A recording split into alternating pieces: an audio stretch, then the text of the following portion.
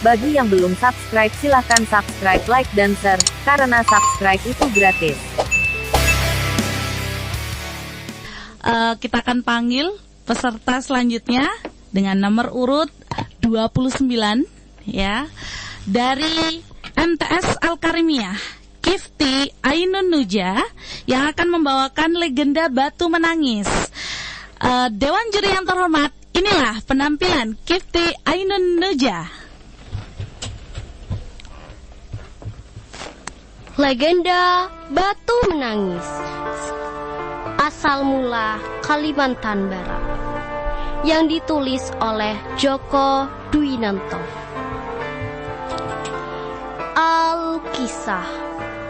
Pada zaman dahulu kala, di atas sebuah bukit kecil yang sangat jauh dari permukiman penduduk di daerah Kalimantan Barat, hiduplah seorang janda yang miskin bersama seorang anak gadisnya. Anak gadisnya sangat cantik sekali. Tetapi anak gadisnya tak memiliki sifat yang secantik wajahnya. Gadis itu amat pemalas, tak pernah membantu ibunya melakukan pekerjaan rumah. Kerjaannya hanya bersolek setiap hari. Selain pemalas, gadis itu sangat manja sekali. Segala permintaannya harus dituruti.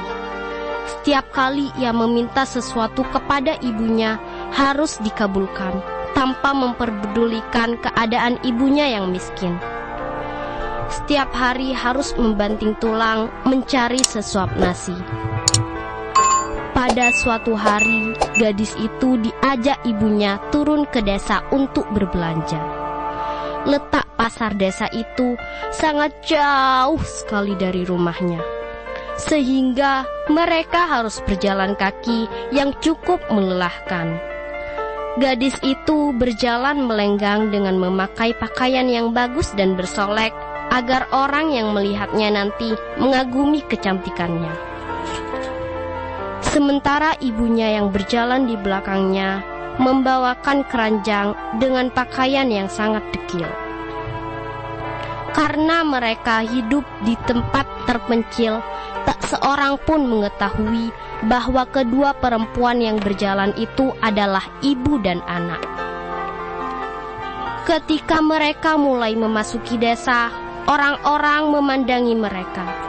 Mereka begitu terpesona melihat kecantikan gadis itu, terutama para pemuda desa yang tak puas-puasnya memandangi wajah gadis itu. Namun, ketika melihat orang yang berjalan di belakang gadis itu, sungguh miris keadaannya.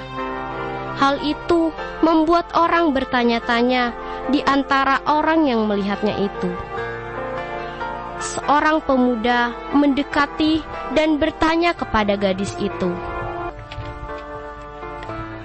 "Hai gadis cantik, apakah yang berjalan di belakangmu itu ibumu?" Namun, apa jawaban gadis itu sangat menyakitkan hati. "Bukan," katanya dengan angkuh. "Ia adalah pembantuku, bukan ibuku."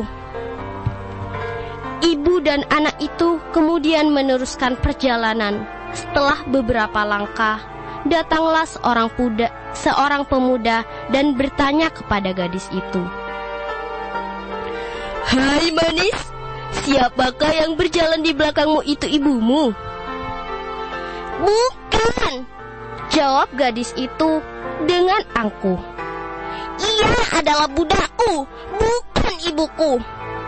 Begitulah setiap kali gadis itu bertemu dengan seorang di sepanjang jalan yang menanyakan perihal ibunya, selalu menjawab bahwa ibunya itu adalah budak atau pembantunya.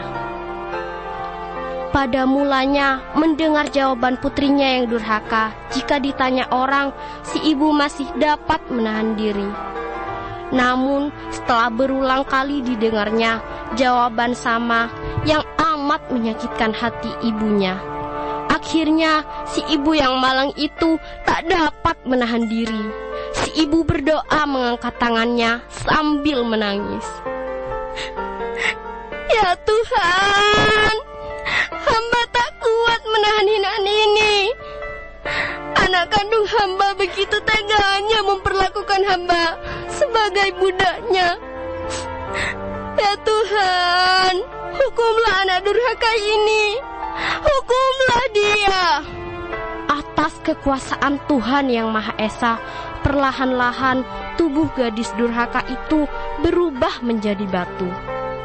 Perubahannya dimulai dari kaki. Ketika perubahan itu telah mencapai setengah badan, anak gadis itu menangis memohon ampun kepada ibunya. Ibu, Ibu, ampunilah saya. Ampunilah kedurhakaan anakmu selama ini, Ibu. Ibu, ampunilah anakmu. Anak gadis itu terus meratap dan menangis memohon ampun kepada ibunya. Akan tetapi semuanya telah terlambat. Seluruh tubuh gadis itu akhirnya berubah menjadi batu. Sekalipun menjadi batu, namun orang dapat melihat bahwa kedua matanya masih meniktikkan air mata, seperti sedang menangis. Oleh karena itu, batu yang berasal dari gadis yang mendapat kutukan dari ibunya disebut dengan batu menangis. Demikianlah cerita legenda batu menangis yang oleh masyarakat setempat dipercayai bahwa kisah itu benar-benar pernah terjadi. Jadi teman-teman, hikmah dari cerita ini adalah kita sebagai seorang anak tidak boleh durhaka pada orang tua, terutama pada sosok ibu yang telah mengandung, melahirkan, dan membesarkan kita. Karena Allah akan melaknat dan menghukum perbuatan kita. Wassalamualaikum warahmatullahi wabarakatuh.